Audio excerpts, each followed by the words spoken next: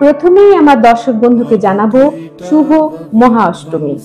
আজ আমি আপনাদের জানাবো মহা অষ্টমীর সন্ধি পুজোর মাহাত্ম্যের কথা। ভিডিওটি শেষ পর্যন্ত দেখুন এবং চ্যানেলটিকে সাবস্ক্রাইব করুন।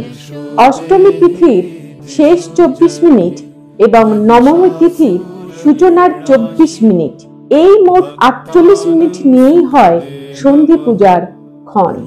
সন্ধি পূজা মানেই দেবীকে 108টি পদ্ম অর্পণ, 108টি প্রদীপে মাকে আরতি।